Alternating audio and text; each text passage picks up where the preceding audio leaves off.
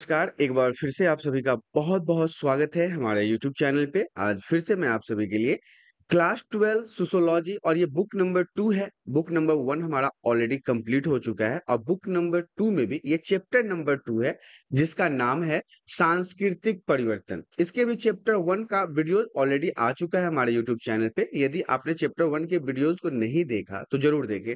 आज हम आप सभी के साथ बात करने वाले हैं क्लास 12 सोशियोलॉजी बुक नंबर 2, जिसका नाम है भारत में सामाजिक परिवर्तन एवं विकास। और आज चैप्टर नंबर 2 ही होने वाला है, जिसका नाम है सांस्कृतिक परिवर्तन, जिसे हम इंग्लिश में कल्चरल चेंज भी कहते हैं। तो आइए शुरुआत करते हैं इसके सबसे पहले पॉइंट से। सबसे पहला पॉइंट हमारा कहता है संस्कृति। संस्कृति से आप क्या समझते हैं, या फिर संस्कृति क्या होता है? या आपसे प्रश्न पूछा जा सकता है कि संस्कृति के क्या अभिप्राय हैं? तो आप बताएंगे मनुष्य ने, इंसानों ने आज तक अपने बुद्धि से जो भी कुछ हासिल किया है, इंसानों ने अपने दिमाग लगा के जो भी कुछ हासिल किया है, जो भी कुछ कमाया है, उसे ही हम संस्कृति कहते हैं। क्या होता है कि मनुष्य ने आज तक अपने बुद्धि से, दिमाग से, अपने सोच से जितने चीजों को अर्जित किया है, हासिल किया है, उसे हम क्या कहते हैं? संस्कृति कहते हैं। यह विचारों के रास्ते या फिर तौर तरीके या फिर भौतिक चीजों का एक संग्रह है, एक ग्रुप है। क्या होता है कि आपको संस्कृति के अंदर, संस्कृति के अंतर्गत विचार देखने को मिलेगा, कई प्रकार के रास्ते देखने को मिलेंगे, तौर तरीके देखने को मिलेंगे, भौतिक चीजों का भी उपभोग और साधन देखने को मिलेगा। इन सभी चीजों का ग्रुप होता है संस्कृति, और यह एक पीढ़ी से दूसरे पीढ़ी को प्रेषित होता है। कहने का तात्पर्य ये है कि ये हमारे दादाजी से हमारे पिताजी में आता है, पिताजी से हमारे में आता है, और फिर मेरे से आगे के जनरेशन में ये ट्रांसफर होता रहता है। संस्कृति जो है वो पीढ़ी दर पीढ़ी आगे बढ़ता रहता है। और संस्कृति को एक सीखा हुआ व्यवहार भी कहते हैं। संस्कृति जो होता है वो सीखा हुआ व्यवहार होता है, जो आम इंसान समाज में रहने के दौरान सीखता है, या फिर उसे एक्सेप्ट करता है, या फिर उसे हासिल करता है, या उसे आप कमा सकते हैं, कह सकते हैं कि उसे कमाता है। तो ये सारी चीजें जो हैं वो संस्कृति के अंतर्गत आता है। पॉइंट हमारा कहता है सांस्कृतिक परिवर्तन। अब सांस्कृतिक परिवर्तन से आप क्या समझते हैं? जब किसी समाज में, किसी देश में, किसी राज्य में संस्कृति में परिवर्तन होने लगते हैं, वहां के विचारों में परिवर्तन होने लगते हैं, वहां के तौर तरीकों में परिवर्तन होने लगते हैं, तो यही हमारा सांस्कृतिक परिवर्तन कहलाता है। याद रखिएगा, किसी देश, समाज या किसी भी जगह पर जब संस्कृति में, तौर तरीके में, रहन सहन में, खान पान में, वहां के व्यवहार में परिवर्तन होने लगे, तो वैसे परिवर्तन को ही हम सांस्कृतिक परिवर्तन के नाम से जानते हैं। ये हमारा संस्कृति और सांस्कृतिक परिवर्तन था। लेकिन इसमें एक अहम बात आती है समाज सुधारकों के बारे में, कि समाज सुधारक कौन है, या फिर समाज सुधारक किसे कहते हैं, या फिर समाज सुधारक हमारे समाज के लिए करते क्या है, उनका कार्य क्या है, समाज सुधारक किन प्रकार के कार्यों को करते हैं। तो सबसे पहला पॉइंट इसमें देखिए, ब्रिटिश शासन के दौरान, मतलब अंग्रेजों की जब हुकूमत थी भारत देश के अंदर, जब उपनिवेश का समय चल रहा था, इस समय समाज सुधारक भारत में एक सामाजिक व्यवस्था में बदलाव चाहते थे। देखिए, जब अंग्रेजों का शासन था, जब ब्रिटिशों का शासन था हमारे भारत के अंदर, लगभग लगभग इन्होंने 200 साल तक हमारे भारत पे मतलब रहे हैं, और कहा जाता है कि 150 साल तक इन्होंने शासन भी किया। तो इस समय के दौरान जब अंग्रेजों का शासन हुआ करता था, तो कई प्रकार के समाज सुधारक भारत की व्यवस्था को, भारत की संस्कृति को, भारत के बोलचाल, सभ्यता और सामाजिक तौर तरीकों को बदलना चाहते थे। मतलब हमारे समाज के अंदर बदलाव करना चाहते थे। तो ये समाज सुधारक का पहला पॉइंट होगा। दूसरा है हमारा महिलाओं और दलितों का जीवन बदलना। जो महिलाएं हुआ करती थी उस समय जब हमारा देश अंग्रेजों का गुलाम हुआ करता था, कुछ खास अच्छी स्थिति नहीं हुआ करती थी महिलाओं की। और इसके अलावा जो दलितों का जीवन था, जो मतलब नीचे तबके के जाति के लोग थे, या बहुत गरीब थे, जनजातीय समुदाय के थे, तो इन सभी के जीवन में बदलाव करने का काम जो है वो समाज सुधारकों ने किया। सामाजिक बुराइयों से छुटकारा, समाज के अंदर जितनी भी बुराइयां थी, अब आपके मन में हो रहा होगा कि ये कौन सी बुराइयां थी। तो देखिए, उस समय हमारे समाज में बाल विवाह, सती प्रथा, और बहुत सारे ऐसे पॉइंट्स हैं जिसको हम उस समय के समाज के बुराइयों के रूप में देखते हैं। महिलाओं के लिए शिक्षा को सुनिश्चित करना आदि समाज सुधारकों द्वारा किया गया कार्य है।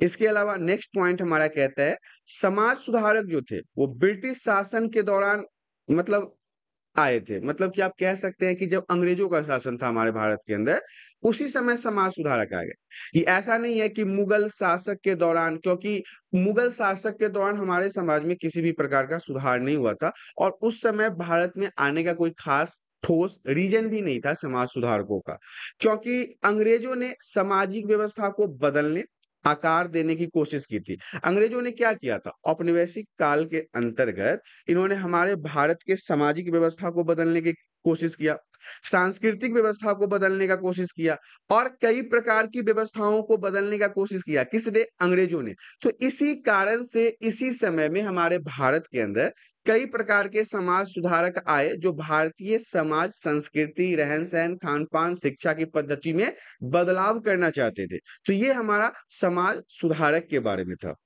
पॉइंट हमारा कहता है, समाज कल्याण के दो उद्देश्यों के बारे में बताइए। देखिए, समाज कल्याण के दो उद्देश्य भी काफी महत्वपूर्ण रहेंगे कि समाज को जो इन लोगों ने बदलाव करना चाहा या फिर समाज को अच्छे तौर तरीकों से लेकर बढ़ाने की कोशिश किया, तो उसके उद्देश्य क्या थे, मुख्य कारण क्या थे। तो सबसे पहला पॉइंट तो है, समाज कल्याण का प्रथम उद्देश्य समाज के सदस्यों की आवश्यकताओं की पूर्ति करना है। मतलब समाज कल्याण में होता क्या है, तो समाज कल्याण में वे सभी कार्य आते हैं जिसके अंदर उस समाज में रह रहे व्यक्तियों की जो आवश्यकता है, जो उनकी इच्छा है, उसकी पूर्ति किया जाए, जो उनकी जरूरतें हैं उनकी पूर्ति की जाए। तो ये हमारा समाज कल्याण का प्रथम उद्देश्य था। किसी भी समाज में रह रहे व्यक्तियों के अगर उत्तम भविष्य के बारे में आप सोचना चाहते हैं या कुछ उनके उत्तम भविष्य के बारे में करना चाहते हैं, तो आपको क्या करना चाहिए, उनकी जरूरतों के चीजों को सर्वप्रथम हमें पूरा करना है, उनके मूल जरूरतों को पूरा करना है। रोटी, कपड़ा, शिक्षा, दवा, ये सारी चीजें जो हैं एक समाज में रहने वाले व्यक्ति का मूलभूत इकाई होता है, मतलब उनकी सर्वप्रथम जरूरत होती है।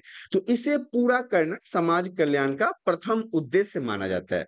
और इसी में दूसरा पॉइंट हमारा कहता है, सामाजिक संबंध स्थापित करना, मतलब समाज में एक दूसरे व्यक्ति के साथ अच्छे रिलेशन तैयार करना। इससे क्या होता है ना कि समाज में रह रहे व्यक्ति, जितने भी लोग समाज में रहते हैं, उनके अंदर डेवलपमेंट होता है, विकास होता है, स्किल्स का डेवलपमेंट होता है। अगर सामाजिक संबंध अच्छे हैं तो एक समाज अच्छा होता है, एक समाज अच्छा है तो एक जिला अच्छा होता है, जिला अच्छा है तो राज्य अच्छा होता है, राज्य अच्छा है अगर सारे तो देश ऑटोमेटिक अच्छा हो जाएगा, और सभी देश अच्छे हैं तो पूरा विश्व अच्छा हो जाएगा।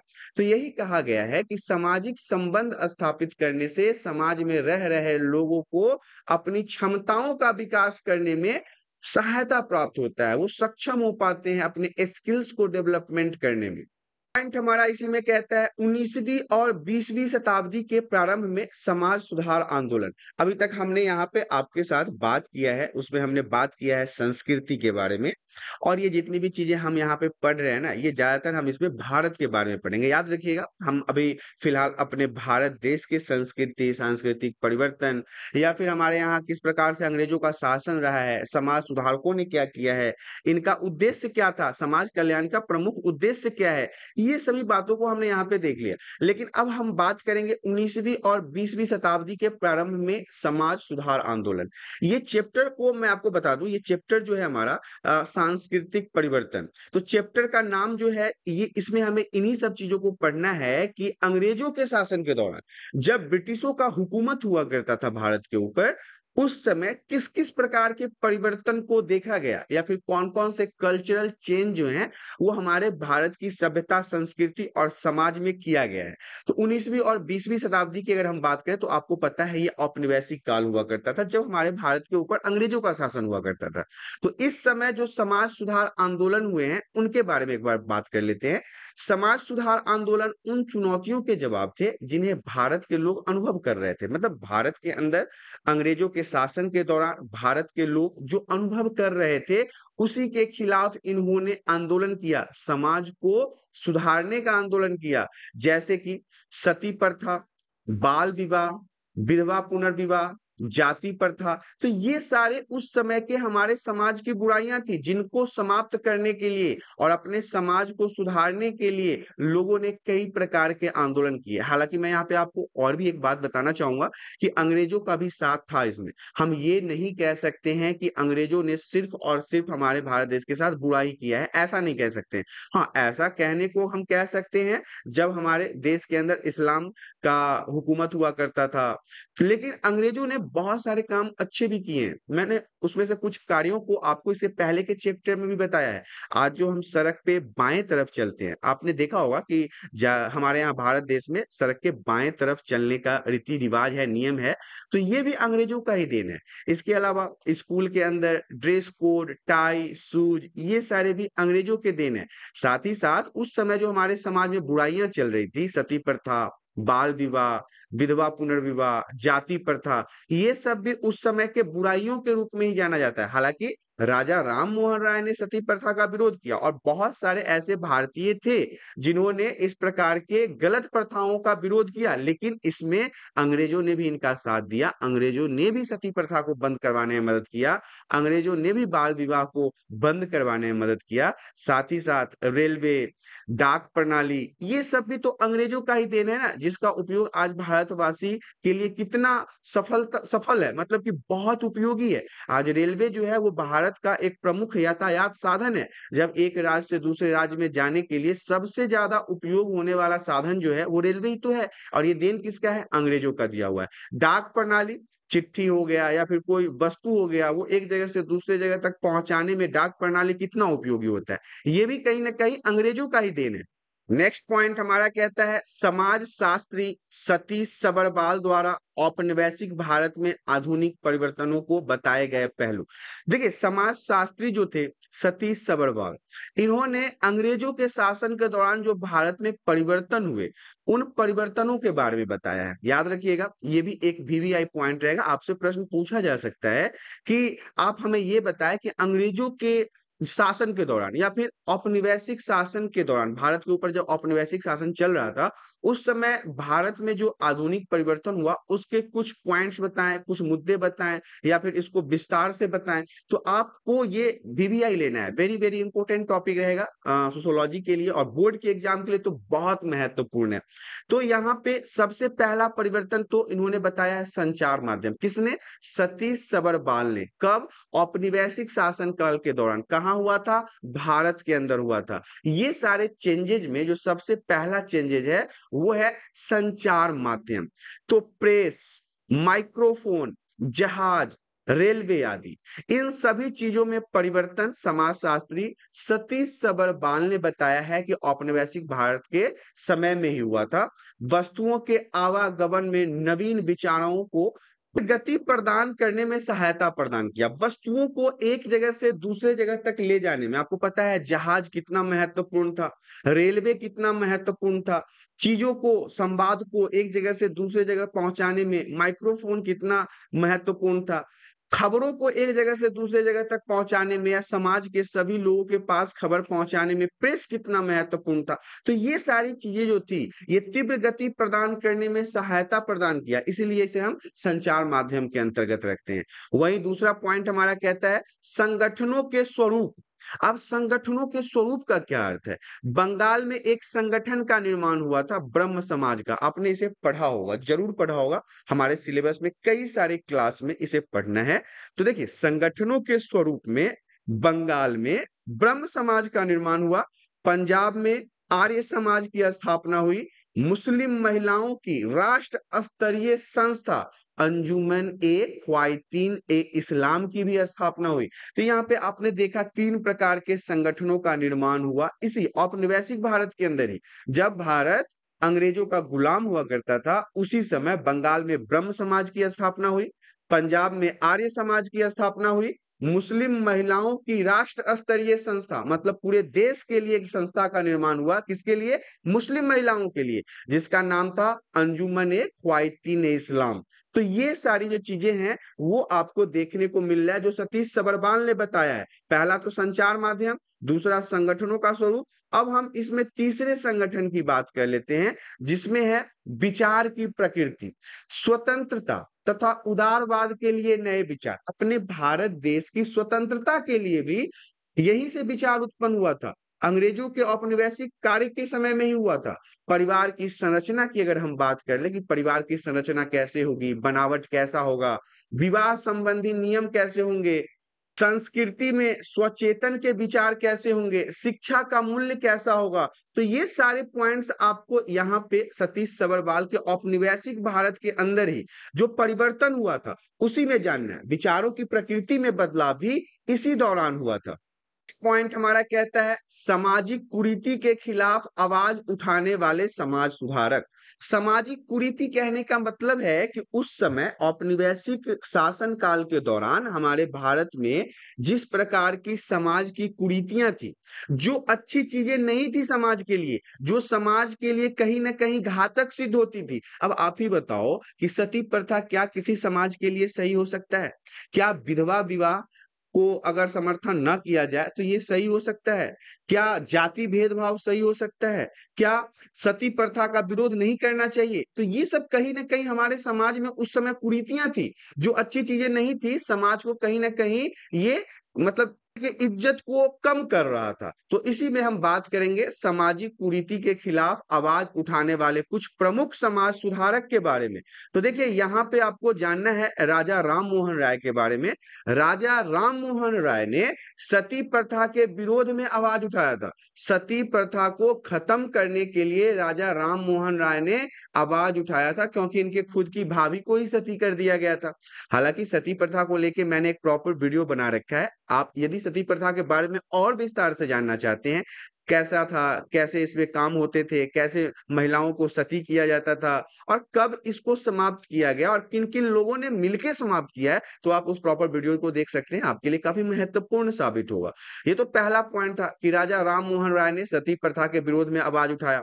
वहीं पे दूसरा पॉइंट है रानाडे ने विधवा विवाह का समर्थन किया। ऐसी महिलाएं जिनका पति मर जाता था या किसी कारण से मृत्यु हो जाता था। स्वाभाविक सी बात है, पहले बाल विवाह हुआ करता था। अब बताओ आप ही, बाल विवाह के अंतर्गत छोटी कम उम्र के लड़कियों की शादी एक अधेड़ उम्र के व्यक्तियों के साथ कर दिया जाता था। तो ऐसे में तो पतियों की मृत्यु तय थी। पहले तो पति ही मरेगा, लेकिन जब पति मर जाते थे तो उनके साथ साथ इन महिलाओं को भी आग में जिंदा जला दिया जाता था। तो अब जो महिला या फिर जो महिलाएं नहीं जलाई जाती थी उनके विवाह दोबारा नहीं किया जाता था। तो राणा दे ने इसी विवाह का समर्थन किया कि उनको फिर से, अगर विधवा लेडीज है, कोई औरत अगर विधवा है तो उनको दोबारा विवाह करना चाहिए।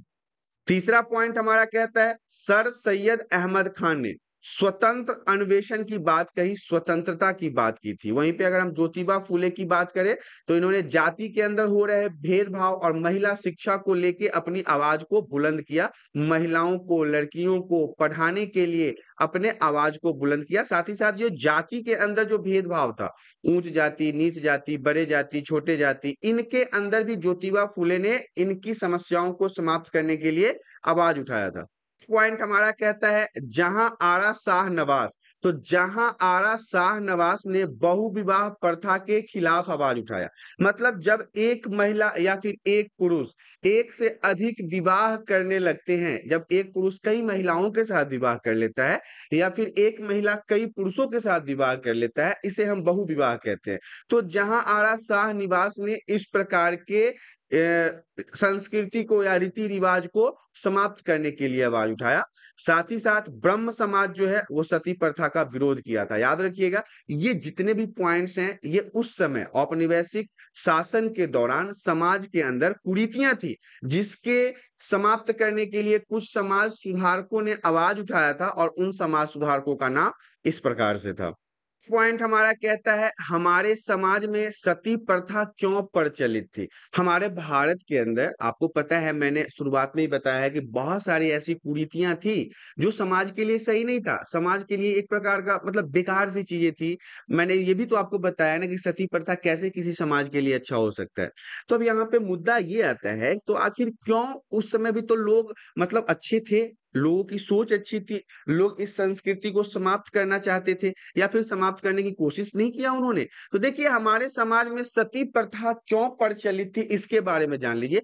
हमारे समाज में पहले रूढ़िवाद पद्धति ज्यादा थी। लोग पुराने विचारधाराओं के थे, वो पुरानी मान्यताओं पे विश्वास रखते थे, पुरानी संस्कृतियों पे विश्वास रखते थे। हमारे समाज में सती प्रथा प्रचलित था क्योंकि विवाह को कई जन्मों का संबंध माना जाता था। देखिए आज की भी भारतीय अगर संस्कृति की हम बात कर लें तो ज्यादातर लोग तो नहीं, लेकिन आज भी बहुत सारे लोग ऐसे हैं जो विवाह को कई जन्मों का संबंध मानते हैं, कई जन्मों का साथ मानते हैं। ज्यादातर तो लोग यही कहते हैं, हमने भी यही सुना है कि 7 जन्मों का साथ होता है। ऐसा माना जाता है कि 7 जन्म ही होता है इंसानों का, तो उन 7 जन्मों का साथ उनके पत्नियों के साथ होता है। तो हमारे समाज में जो सती प्रथा थी इसलिए भी प्रचलित था क्योंकि उसे कई जन्मों का साथ माना जाता था। ऐसे में यदि पति मर जाए तो पत्नी अकेले इस पृथ्वी पे कैसे रहती, इसलिए उसे भी साथ में जला दिया जाता था ताकि वो पति के साथ ही 7 जन्मों तक घूमती रहे। तो ऐसा भी एक सोच था जिसके कारण महिलाओं के साथ सती प्रथा जैसी घटनाएं होती थी। देखा में यही होता था कि जो पत्नियां हुआ करती थी उन्हें अपने पति के साथ मौत को गले लगाना पड़ता था। इससे जुड़ा एक और धारणा है, एक और मान्यता इससे जुड़ा हुआ है कि इसमें भगवान प्रसन्न होंगे। यदि महिलाओं को पतियों के साथ ही जला दिया जाए, मार दिया जाए, तो इससे जो ईश्वर होते हैं, जो भगवान होते हैं, वो बहुत प्रसन्न हो जाते हैं, बहुत खुश हो जाते हैं। तो ऐसा कुछ पॉइंट्स है जिसके कारण हमारे भारतीय समाज में सती प्रथा बहुत प्रचलित था। साथ ही साथ कुछ लोग ऐसा भी मानते हैं कि सती को ना मोक्ष की प्राप्ति होगी। जो महिलाएं पति के साथ आग में जल जाती है उसे सीधा स्वर्ग की प्राप्ति होती है। तो हमारे समाज में सती प्रथा के प्रचलन के यही सब मुख्य कारण के रूप में जाने जाते हैं। नेक्स्ट पॉइंट हमारा कहता है आधुनिक संचार और परिवहन। अब आधुनिक संचार और परिवहन के बारे में भी जान लीजिए। ब्रिटिश रेलवे और डाक व्यवस्था, मैंने आपको शुरुआत के स्लाइड में भी बताया था कि ब्रिटिश रेलवे मतलब कि अंग्रेजों ने हमारे भारत के अंदर रेल की शुरुआत की थी, हमारे भारत के अंदर डाक प्रणाली की शुरुआत की थी। ये किसने लाया? तो भारत में ब्रिटिशों ने ही लाए थे। उन्होंने सड़कों में भी सुधार किया। मैंने ये भी तो आपको बताया था कि सारे काम बुरे नहीं थे अंग्रेजों के, लेकिन हाँ, जो उन्होंने शोषण किया है, जो हमारे संसाधनों का दुरुपयोग किया है, या फिर जो हमारे साथ उन्होंने लूट खसोट किया है, वो बुरे थे। हालांकि आप ये भी कह सकते हैं इन्हीं लूट खसोट के सामान को वो अपने देश पहुंचाने के लिए रेलवे का निर्माण करवाया, सड़कों का निर्माण करवाया, जहाजों का निर्माण करवाया, डाक प्रणाली को लेके आए। तो ये भी बातें सत्य है कि उन्होंने इसी लूट खसोट को अंजाम देने के लिए, भारत के संसाधनों को चुराने के लिए, भारत के संसाधनों को अपने देश भेजने के लिए रेलवे की शुरुआत किया, डाक प्रणाली की शुरुआत किया। इसके अलावा सड़कों में सुधार किया। डाक प्रणाली और रेलवे दोनों का फायदा होता है। आज भी हम डाक प्रणाली के माध्यम से और रेल के माध्यम से काफी फायदे लेते हैं क्योंकि हमारे भारत का जो मुख्य यातायात का साधन है वही रेलवे ही है। रेलवे को ही माना जाता है क्योंकि अंग्रेजों ने इसका इस्तेमाल माल परिवहन और आसान आवाजाही की सुविधा के लिए किया था। अंग्रेजों ने रेलवे का इस्तेमाल क्यों किया? ताकि वो एक जगह से दूसरे जगह तक सामान को पहुंचा सके आसानी से, सुविधा के अनुसार। और भारतीयों को भी इससे काफी फायदा हुआ। हम ये नहीं कह सकते हैं कि रेलवे के उपयोग से सिर्फ और सिर्फ अंग्रेजों को फायदा हुआ था। इसके उपयोग से हमारे भारतीय समाज के क्रांतिकारियों को, जो स्वतंत्रता के लिए संग्राम कर रहे थे, आंदोलन कर रहे थे, लड़ाई कर रहे थे, अंग्रेजों से लोहा ले रहे थे, उनके लिए भी काफी फायदेमंद हुआ क्योंकि आसान परिवहन के माध्यम से वे स्वतंत्रता संग्राम को सुविधाजनक बना सकते थे। स्वतंत्रता संग्राम कहने का मतलब है आजादी की लड़ाई को उन्होंने और आसान कर लिया क्योंकि उन्हें एक जगह से दूसरे जगह तक जाने में या खबरों को पहुंचाने में पहले की तरह बहुत लंबे समय तक प्रतीक्षा नहीं करना पड़ता था। यात्रा आसान होते हुए व्यक्ति एक स्थान से दूसरे स्थान पर आ जा सकता था और यह भी पता होता था कि पूरे देश में क्या चल रहा है। पहले जब यातायात का साधन नहीं था, यातायात के साधन न होने के कारण खबरें एक जगह से दूसरी जगह तक पहुंचने में कई दिन या लंबे समय लग जाते थे। लेकिन जब रेलवे की शुरुआत हुई, डाक प्रणाली की शुरुआत हुई, तो खबर को आसानी से एक जगह से दूसरे जगह तक पहुंचाया जाने लगा। एक जगह से दूसरे जगह तक आसानी से चीजों को भेजा जाने लगा और इससे भारतीय लोगों को भी कई प्रकार के फायदे मिले हैं। नेक्स्ट पॉइंट हमारा कहता है सांस्कृतिक परिवर्तन की प्रक्रियाओं का विभाजन। ये भी आपके लिए VVI पॉइंट रहेगा। पिछले साल बोर्ड में इसे 2 नंबर में पूछा गया था, तो याद रखिएगा, वेरी वेरी इंपॉर्टेंट रहेगा कि सांस्कृतिक परिवर्तन की प्रक्रियाओं का विभाजन किस प्रकार से हुआ है। सबसे पहला पॉइंट हमारा है सांस्कृतिक परिवर्तन को 4 प्रक्रियाओं के रूप में देखा जा सकता है। देखिए, सांस्कृतिक परिवर्तन की जो प्रक्रियाओं की बात आई है, तो याद रखिएगा इस परिवर्तन को 4 प्रक्रियाओं के रूप में देखा जाता है। पहला है संस्कृतिकरण, दूसरा है आधुनिकीकरण, तीसरा है लोकीकरण तथा निरपेक्षीकरण और नेक्स्ट है पश्चिमीकरण। ये सारे पॉइंट्स को आगे की स्लाइड में आपको विस्तार से समझाया गया है। तो आइए शुरुआत करते हैं कि सांस्कृतिक परिवर्तन की प्रक्रियाओं का विभाजन जो है वो कैसे हुआ, और उसमें सबसे पहला पॉइंट जो है वो हमारा है सांस्कृतिकरण। सांस्कृतिकरण को शुरुआत करने से पहले मैं आपको बता दूं कि सांस्कृतिकरण की जो प्रक्रिया है वो उपनिवेशवाद से पहले भी था। हम ये कह सकते हैं कि जब अंग्रेजों का शासन हुआ करता था हमारे भारत के ऊपर, जो जिन्होंने लगभग 200 साल तक तो वो हमारे भारत में रहे और 150 सालों तक उन्होंने शासन किया, अपना हुकूमत रखा भारत के ऊपर। तो इनके शासन से पहले भी हमारे भारत के अंदर संस्कृतिकरण था। संस्कृतिकरण हम ये नहीं कह सकते हैं कि उपनिवेशवाद के बाद आया है या फिर उपनिवेशवाद के साथ आया है, दौरान आया है, ऐसा नहीं है। संस्कृतिकरण जो है वो उपनिवेशवाद से पहले था। लेकिन बाकी प्रक्रियाओं की अगर हम बात करें, जिसमें आधुनिकीकरण है, लोकीकरण है, पश्चिमीकरण है, ये सभी चीजें जो हैं वो अंग्रेजों के आने के बाद ही हुआ है। मतलब कि उपनिवेशवाद के साथ हुआ है या फिर उपनिवेशवाद के बाद हुआ है। सबसे पहला पॉइंट हमारा कहता है संस्कृतिकरण। अब संस्कृतिकरण क्या है इसे समझ लेते हैं। संस्कृतिकरण आपके लिए VVI पॉइंट रहेगा, वेरी वेरी इंपॉर्टेंट, बहुत महत्वपूर्ण रहेगा, क्योंकि केवल क्लास 12 के बोर्ड की बात नहीं है, ये आपको आगे की क्लासों में भी पढ़ना है। तो संस्कृतिकरण में सबसे पहले हम MS श्रीनिवास के अनुसार बात करेंगे कि यह वह प्रक्रिया है, किसने कहा है, MS श्रीनिवास ने, कि यह वह प्रोसेस है जिसमें निम्न जाति या जनजाति क्या करता है, उच्च जाति की जीवन पद्धति, अनुष्ठान, मूल्य, आदर्श और विचारों का अनुकरण करता है। ध्यान से समझिएगा, संस्कृतिकरण में क्या होता है, जो निम्न जाति के लोग होते हैं, जो छोटे जाति के लोग होते हैं, जो शूद्र होते हैं, वो बड़ी जातियों का अनुसरण करते हैं, उनके कर्म कांडों को अपनाते हैं, उनके संस्कृति को अपनाते हैं, उनके सामाजिक रीति रिवाजों को अपनाते हैं। तो यही हमारा संस्कृतिकरण कहलाता है। इसमें क्या क्या चीजें देखा जाता है, भाषा पे प्रभाव देखा जाता है, साहित्य पे प्रभाव देखा जाता है, विचारधाराओं पे प्रभाव देखा जाता है, संगीत, नृत्य, नाटक, अनुष्ठान और जीवन पद्धति में इनके बदलाव को देखा जाता है। और साथ ही साथ यह प्रक्रिया अलग अलग क्षेत्रों में अलग अलग ढंग से होती है। ऐसा नहीं है कि भारत तो आपको पता है विविधताओं भरा देश है, बहुत तरह की अलग अलग संस्कृति है, धर्म है, जाति है, भोजन है, रहन सहन, खान पान, सब अलग अलग है। तो अलग अलग क्षेत्रों में संस्कृतिकरण की प्रक्रियाएं जो हैं वो भी अलग अलग से होती है। लेकिन इसका जो मूल फोकस है वो यही है कि इसमें निम्न जाति या जनजाति के जो लोग होते हैं, जो शूद्र समुदाय के लोग होते हैं, वो ब्राह्मण समुदाय कह लीजिए या फिर क्षत्रिय समुदाय के लोगों को देख देख के अपने आदर्श मूल्यों में चेंज करते हैं, अपने भाषा में बदलाव करते हैं, साहित्य में बदलाव करते हैं, जीवन पद्धति में बदलाव करते हैं। तो यही हमारा संस्कृतिकरण कहलाता है। नेक्स्ट पॉइंट हमारा कहता है विसंस्कृतिकरण। अब विसंस्कृतिकरण को समझ लीजिए, जिन क्षेत्रों में गैर सांस्कृतिक जातियां प्रभुत्वशाली थी, गैर संस्कृति वाली जितनी भी जातियां थी, जो जहां पे ताकतवर थी, प्रभुत्व था उनका, वहां की संस्कृति इन निम्न जातियों ने प्रभावित किया है। मतलब बाद में जो ये निम्न जाति कह सकते हैं या जनजाति कह सकते हैं, जिन्होंने उच्च जाति के लोगों का अनुकरण किया है, उनको देख देख के चीजों को सीखा है, वो प्रभुत्वशाली जातियों को प्रभावित किया है। श्रीनिवास ने इसे विसंस्कृतिकरण का नाम दिया है, इसी को हम विसंस्कृतिकरण कहते हैं। संस्कृतिकरण की विशेषताओं की अगर बात कर ली जाए तो संस्कृतिकरण की 4 प्रमुख विशेषताएं हैं। पहला विशेषता तो है संस्कृति केवल ब्राह्मणीकरण नहीं है, मतलब ये सिर्फ और सिर्फ ब्राह्मणों के लिए नहीं है। पहले के समय में क्या होता था कि हमारे समाज में ब्राह्मणों का दर्जा जो था वो सबसे ऊंचा था, सबसे उच्च दर्जे पे ब्राह्मणों को रखा जाता था।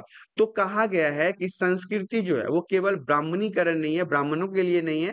संस्कृतिकरण के कई प्रारूप हो सकते हैं, क्योंकि मैंने पहले के स्लाइड में भी आपको बताया है कि भारत में विविधता बहुत है। तो अलग अलग जगहों पे संस्कृतिकरण होने के अलग अलग तौर तरीके हो सकते हैं। और लोग जो थे वो उच्च जातियों का अनुकरण करते थे, मतलब कि जो उच्च जाति के लोग हुआ करते थे उन्हीं को देख देख के निचली जाति के जो लोग थे वो चीजों को सीखते रहे और संस्कृतिकरण करते रहे। पद मुल्क परिवर्तन, मतलब जो दबे कुचले जाति हुआ करते थे, जनजाति हुआ करते थे, छोटे कास्ट के लोग हुआ करते थे, उनके अंदर परिवर्तन देखने को मिला, उनके अंदर समस्याओं का समाधान देखने को मिला। तो इसे हम संस्कृतिकरण की विशेषताओं के बारे में बता सकते हैं। नेक्स्ट पॉइंट हमारा कहता है सांस्कृतिकरण का निम्न जातियों पर क्या प्रभाव रहा। जब संस्कृतिकरण हुआ तो इससे जो निम्न जाति के लोग थे, छोटे जाति के लोग थे, जनजातीय समुदाय के लोग थे, उनके जीवन पे किस प्रकार का प्रभाव पड़ा। तो इसे देख लेते हैं। पहला पॉइंट हमारा कहता है संस्कृतिकरण से निम्न जातियों की परिस्थिति में सुधार हुआ, उनके स्थितियों में सुधार हुआ। संस्कृतिकरण से जो छोटी जाति के लोग थे उनके जीवन में कई प्रकार के सुधार देखने को मिला।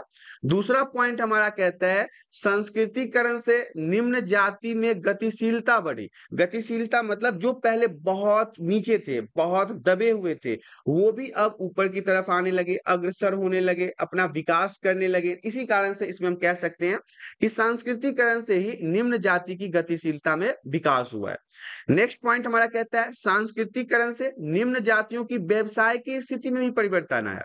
पहले जो शूद्र जाति हुआ करते थे या निम्न जाति हुआ करते थे, वो पहले के समय में उनसे ना गंदे काम करवाए जाते थे, मतलब जो भी समाज की गंदगी होती थी उसे साफ करना, कोई जानवर मर गया तो उसे साफ करना। और इनका व्यवसाय जो भी था वो मुख्य रूप से जानवरों का खाल उतारना, जानवरों के मांस को बेचना, या फिर किसी प्रकार से जानवरों के साथ ऐसा ही कुछ व्यापार वो किया करते थे। लेकिन धीरे धीरे जब संस्कृतिकरण आया, जब इन्होंने धर्म को पढ़ा, जब इन्होंने उच्च जातियों के तौर तरीकों को अपनाया, तो इनके व्यवसाय में भी परिवर्तन आने लगा। इन्होंने अलग अलग प्रकार के व्यवसाय को करना शुरू कर दिया। नेक्स्ट पॉइंट हमारा कहता है सांस्कृतिकरण से निम्न जातियों के धार्मिक जीवन पर भी प्रभाव पड़ा। जब सांस्कृतिकरण हुआ तो इन्होंने धर्म की किताब वगैरह को पढ़ा, रामायण महाभारत को पढ़ा, तो इनके जीवन में कई प्रकार की चीजों में और भी बदलाव आया। ये भी पूजा पाठ करना शुरू कर दिए, भगवान में मन लगाना शुरू कर दिए, कीर्तन वगैरह करना शुरू कर दिया। तो सांस्कृतिकरण से जो छोटे कास्ट के लोग हुआ करते थे उनके जीवन पर बहुत ही प्रभाव पड़ा है, बहुत ही बदलाव आया है। पॉइंट हमारा कहता है सांस्कृतिकरण की आलोचना। आलोचना का मतलब है कि इसको शिकायत कैसे किया गया है, इसको लेके बुराइयां कैसे की गई है, सांस्कृतिकरण की शिकायतें समाज में किस प्रकार से हुई है। तो पहला पॉइंट तो हमारा इसमें कहता है सामाजिक गतिशीलता निम्न जाति के स्तरीकरण में ऊर्ध्वगामी परिवर्तन करती है। कहा गया है कि सामाजिक गतिशीलता जो है वो निम्न जाति के लोगों के अंदर कभी कभी उल्टे परिणाम भी देखने दिखाए जाते हैं, मतलब उल्टे परिणाम भी इनके अंदर देखने को मिलता है। दूसरा पॉइंट है उच्च जाति की जीवन शैली। उच्च तथा निम्न जाति की जो जीवन शैली होती थी उसमें भावनाएं पाई जाती है। उच्च जाति की जीवन शैली और निम्न जाति के जीवन शैली में कई प्रकार के अंतर देखने को मिलता है। उच्च जाति के जीवन शैली के जो लोग होते हैं, मतलब वो तो शुरुआत से ही उच्च जाति के हिसाब से आए ना, लेकिन निम्न जाति के पास वो सारे सुख सुविधाएं, सारे शौक मौज उपलब्ध नहीं हो पाते। इसी कारण से इनके जीवन के बीच में या फिर जीवन शैली के बीच में भावनाएं कई प्रकार की पाई जाती है।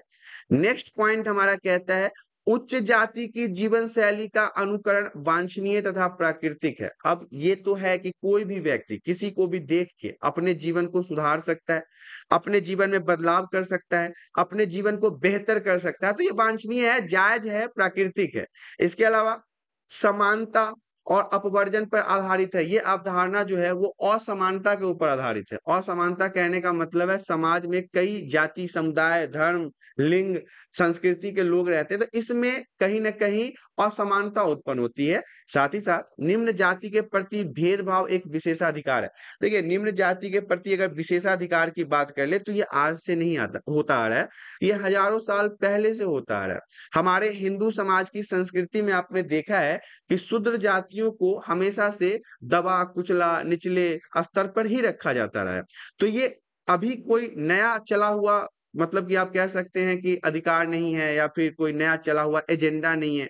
बहुत पहले से ये भेदभाव होता आ रहा है, लेकिन जैसे-जैसे अब हम लोग विकास कर रहे हैं, हमारी शिक्षा के स्तर ऊँचे हो रहे हैं, अब हम इन चीज़ों को इग्नोर करते हैं क्योंकि हमें यह पता है कि मनुष्य जो जितने भी हैं, सभी को अगर भगवान ने बनाया है तो सभी एक समान हैं।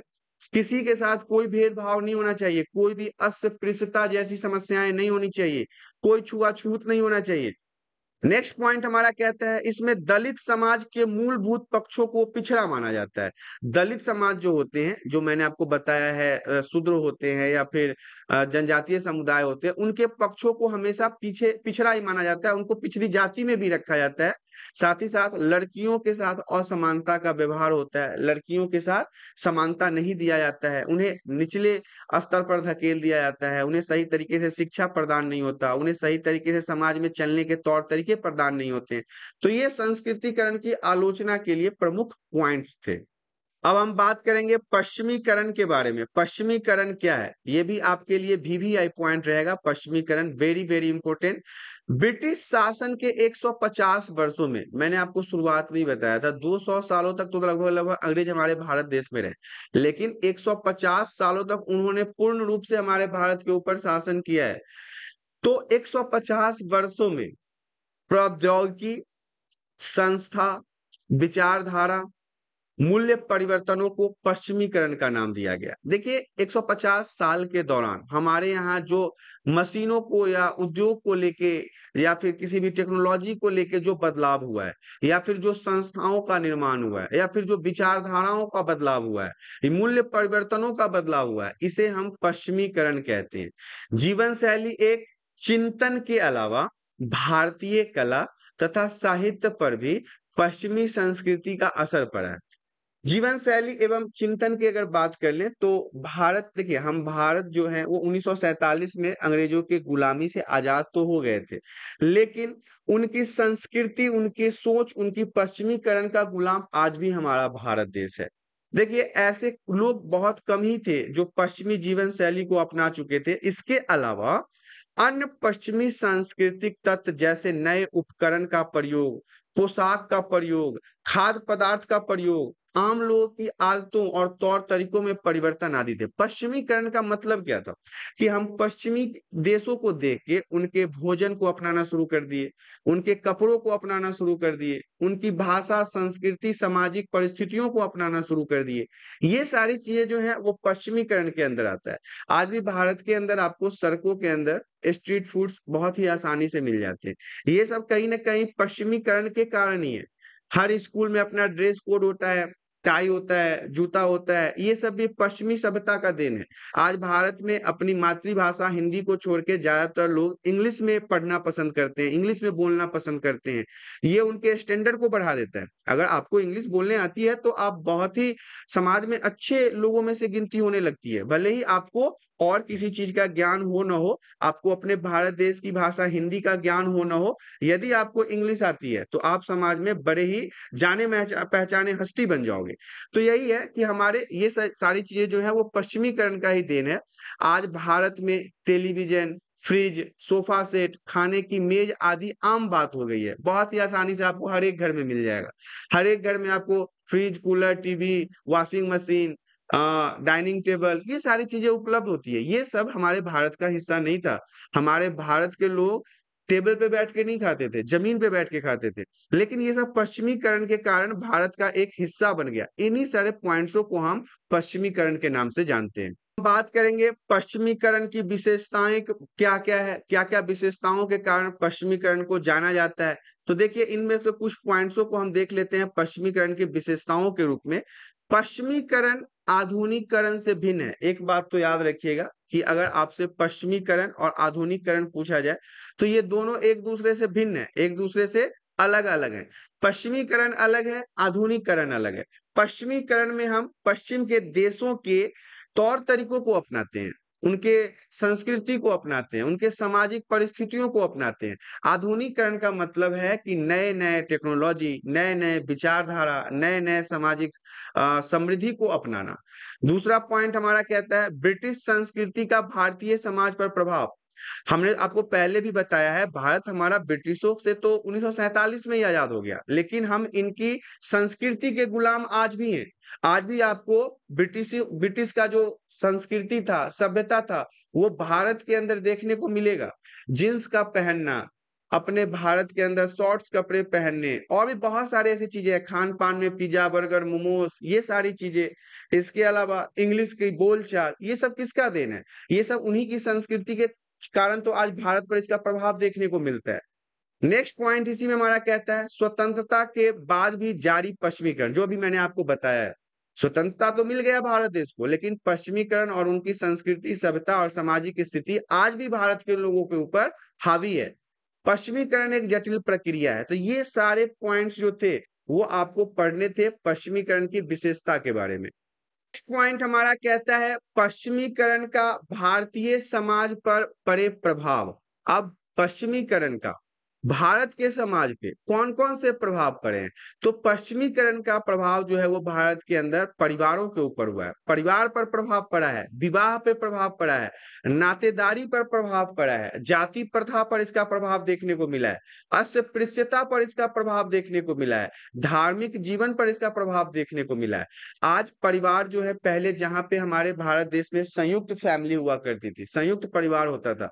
आज परिवार बहुत छोटे-छोटे हो गए हैं, पति-पत्नी, बच्चा, यही परिवार रह गया है, माँ-बाप को लोग साइड कर देते हैं। इसके अलावा विवाह पर भी इसका प्रभाव देखने को मिला है।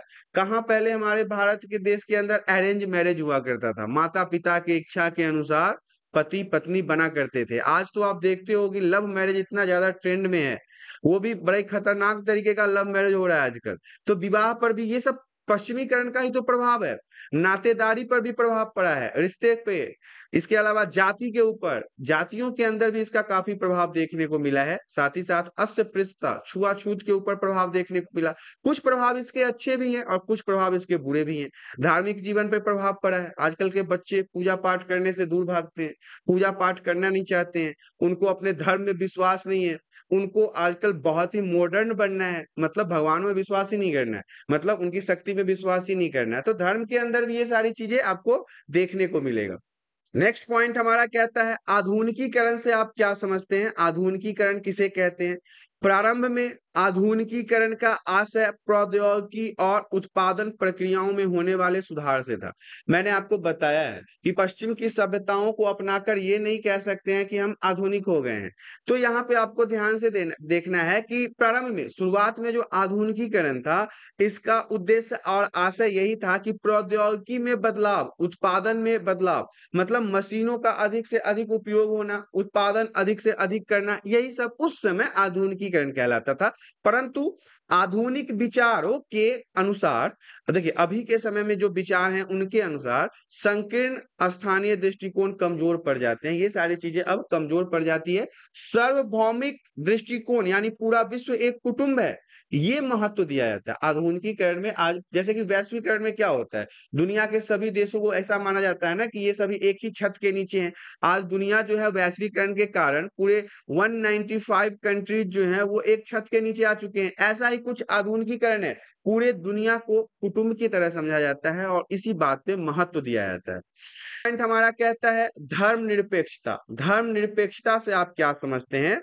धर्मनिरपेक्षता के आधार पर राज्य सभी आर्थिक समूह विश्वासों को एक समान समझते हैं। धर्मनिरपेक्षता आप क्लास 6 से पढ़ते आ रहे हैं, आज आप क्लास 12th में आ गए। 6 साल से आप धर्मनिरपेक्षता को पढ़ते आ रहे हैं कि हमारा भारतीय संविधान हमारे भारत के अंदर सभी धर्मों को एक समान समझता है, कोई ऊंचा नहीं, कोई नीचा नहीं, ना कोई बड़ा जाति है, ना कोई छोटा धर्म है। तो ये सारी चीजें जो है वो धर्मनिरपेक्षता कहलाता है, क्योंकि अपने भारत में आपको पता है यहाँ पे हिंदू है, मुस्लिम है, सिख है, ईसाई है, जैनी है, बौद्धि है, ये सभी धर्म के लोग रहते हैं और इन सभी धर्मों के लोगों का आदर करना, इनके धर्म का आदर करना, ये हमारे भारत में धर्मनिरपेक्षता को दर्शाता है।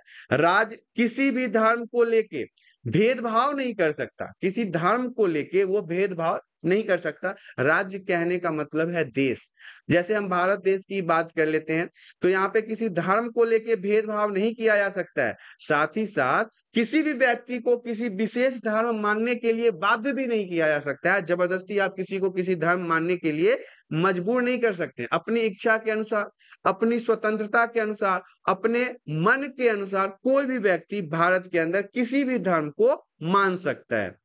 नेक्स्ट पॉइंट हमारा कहता है धर्मनिरपेक्षता के कारण क्या क्या है। तो देखिए, धर्मनिरपेक्षता का सबसे पहला कारण तो हमारा भारतीय संस्कृति है, क्योंकि शुरुआत से ही भारत की संस्कृति के अंदर सभी तरह के धर्म के लोग रहते हैं। इसी कारण से हमारे यहाँ धर्मनिरपेक्षता होना इंपॉर्टेंट भी है, जरूरी भी है।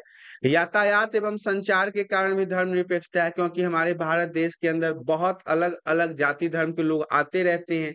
तो इससे ये होता है ना कि आने वाले लोगों को ये फील ना हो कि यहाँ पे उनके जाति या फिर उनके धर्म को लेके किसी भी प्रकार का विवाद है, या फिर उनके धर्म को नीचे समझा जाता है। पाश्चात्य संस्कृति, हमारी पुरानी जो संस्कृति है, उसके कारण भी धर्मनिरपेक्षता एक प्रमुख पॉइंट है।